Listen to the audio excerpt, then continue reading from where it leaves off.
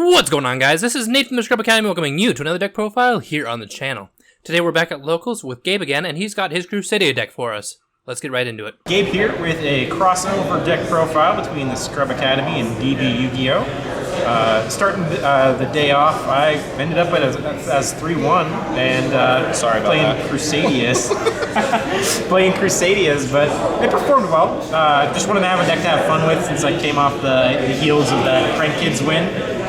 So I thought I'd play something fun, and it went pretty well. This guy's insanely good at prank kids, by the way. I hate him. Alright, start the deck profile off. We got 3 Crusadia Arborea. The Protection, the tuner, probably one of the best ones. She's also a warrior, which is pretty crazy. One of the best of the Crusadias, and definitely the one I like to see in my hands. I didn't see her too much today, but she definitely helped in saving a couple of my duels. Next we have Crusadia Reclusia. Reclusia is less useful, but you kind of want that pop effect to have the potential outing floodgates if you need to. I saw it coming up a little bit, not quite often. Ended up under a skill drain, and I was able to Reclusia, target it with power, and prevent it from getting negated. So helped me get out of that skill drain. Least useful Crusadia, the Leonis. We are playing blind second, so we do like to have the Leonis around in case our opponent boards up with 4 defense position monsters. That piercing damage helps. Don't usually see it very often. It's the only one we're playing 2 of, but it comes up often enough. Mostly it's just a body. The best going second Crusadia Maximus. Maximus is the double damage. You're going into this every time you're dropping your OTKs. So definitely the most useful. Second most useful, the Crusadia Draco. This is the recovery. As long as you open 2 Crusadia monsters or something to summon to the zone, you can go into Draco, and this helps extend you back into the Link 3, so that way you can make the Equimax and OTK for game. The actual best Crusadia monster, Format Skipper. Format Skipper's out here. It's become more of a common tech than usual, but it basically, you just copy a Crusadia monster in your extra deck, going into Magius, and then searching the follow-up extender, Parallel Exceed. I'm familiar with that card. Parallel Exceed's out here. One of the best cards to play if you just happen to be making Link monsters. If your opponent doesn't have summon limit. Sorry. Abyss Dweller is a good card this format, but definitely want to be playing this. Since I'm going second blind, you want to play the Kaiju package. Not playing the Dark Hole, but I play the 4 Kaijus just blind. These help set up OTKs. You can put them in zones being pointed to, so that way you can get the plus. And It gives Equimax a ton of attack, and also you play multiple different ones, so that if you have 2 of them, you always win that battle. Exactly. Yep. Going into just the rest of the blind second cards, we have the best hand traps of the format: Droll, Ash, and Nibiru. Even going into next format, I'd call this a post-ban list as well. Going into the next format, Nibiru, Droll, and Ash are still the best hand traps. We might see some more control cards, in which case I might swap it out for something like a side frame, but I'm not activating much without a monster on the field. It's just nice to be going second with it. Nibiru will also help set up zones being pointed to. Same with the Kaijus. If you summon the Nibiru, you're summoning in one zone being pointed to, and you're summoning the token in the other zone being pointed to. Since Nibiru makes the original attack of the card the combined attack, so that means your Crusadias are gaining off of that token as well. Proceeding to spells, Miscellaneous Saurus, but with a Crusadia in its name. This card saves you. It's very searchable. You're getting into your Regulex by your 4th summon, so most of the time you're able to activate this, search the Crusadia power, so you can't get blown out by Nibiru on your own. You're also playing the 3 of just so you can see it in your hand as often as possible. If you see it in hand, and then the 2 Crusadia monsters, you've pretty much got game, because you're going to end up searching the Testament or the Revival. Testament's if you happen to be lacking cards, you can draw 4 or 3, and Revival is the OG OTK card. That's it for the Assure Priest. Exactly. Going into the rest of the spells, we have the Pot of Desires, just consistency. All the cards do the same thing for the most part. I'm never worried about banishing a 1-of for the most part. So the Desires just help to see more Crusadia names in your hand, more Kaijus in your hand. A lot of people aren't negating this as well. They're saving their ashes for searches, for hard searches, or for something that might be a little more useful than just a blind draw too. So a lot of people aren't negating this, which is beneficial to us since all of our cards do the same thing. This and the Prank Kids, let's both play the Desires. I think it's one of the best draws of the format because it doesn't revolve around you banishing extra deck resources. You're playing a deck that multiple cards do the same thing. It's really good. That's like when it came out, when Metal Foes came out, all the Metal Foes did the same thing. Exactly. It's the same concept. It's so good in decks like that.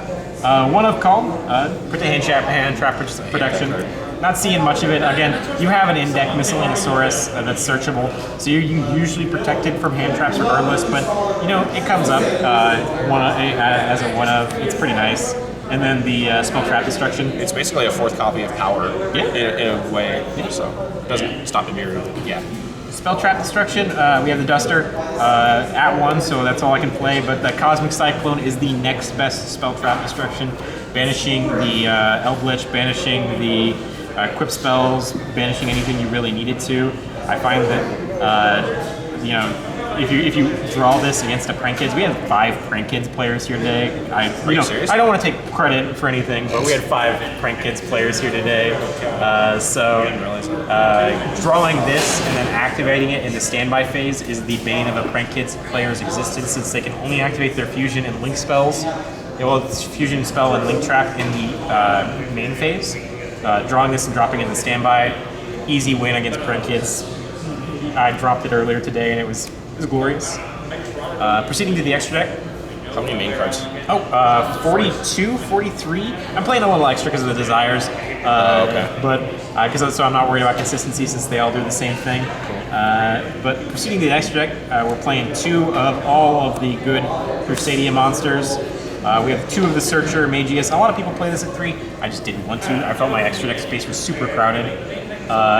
The double Regulex, this is the Spell Trap Searcher. This is the card you're using to search Crusadia Power, your Miscellaneousaurus. Yeah, if your opponent lets you resolve that, they're gonna have a bad time. Exactly. You're gonna protect your Equimaxes from any sort of problems. Yep.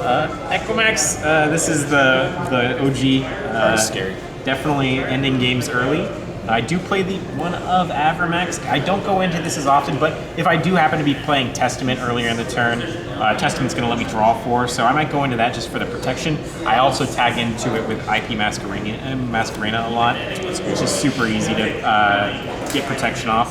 Halka Fabrics, the searchable Arborea is a tuner. This helps you link climb into cooler stuff. If you happen to be out of Crusadias, you can go into Hulk, summon something else, and then go into Equimax, which is nice. Oh, Equimax is not just Crusadias. It's just 2 plus effect monsters, including a Crusadia, right? Yep. Yeah. The 2 Nightmare package for the IPs, just generically good cards. I didn't end up seeing them all day. IP Unicorn is so good. Yeah. Underrated. Link Spider. I saw a lot throughout the forum. This is more of a local specific card, but I saw a lot of people putting in Nibirus, putting in random stuff that was summoning tokens to my board. The Link Spider is just nice for recovering. Since it has a downward facing arrow, you can just put another Crusadia underneath and start climbing again, which is super nice. The 1-of Almirage. This is for the Format Skipper. A lot of people like to imp on that, effect veiler that. So it's really nice to have something else to tag into in case you can't copy a Crusadia name. I know a lot of people like to play Phalanx instead. I don't particularly know why. Phalanx seems less effective than just having something your hand traps can tag into as well. Appaloosa, this is actually supposed to be a access code, but I gave it back to a friend. So if you have the access code, obviously play that. But Appaloosa is the other good IP Masquerena target and the best Xyz monster of the format. Abyss Dweller is stopping Prank Kids in their tracks. The same Prank Kids player that I dropped the Cyclone on, I dropped the Abyss Dweller on, ended the game right there. That's a blowout on Prank Kids. You're also stopping stuff like Eldritch Traps. Yep, that does hurt a little bit. The Tri-Brigade stuff, so it's definitely useful, especially at this locals. Extra deck's looking very similar to what I played last time. Dark Rulers, Torrentials, Evenlys, Lancias, the 2-of Bell.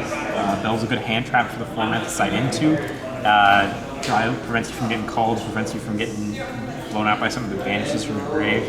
The Hawks are definitely obnoxious. And then the one of Crusadia Vanguard.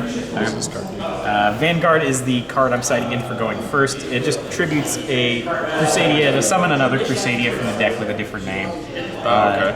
And it forces your opponent to attack your Link monsters instead of your back row. A lot of people like to out the Equimax board, the Equimax Abyss Dweller board, by just attacking straight into the defense position Maximus or whatever you might have. So tagging this out into maybe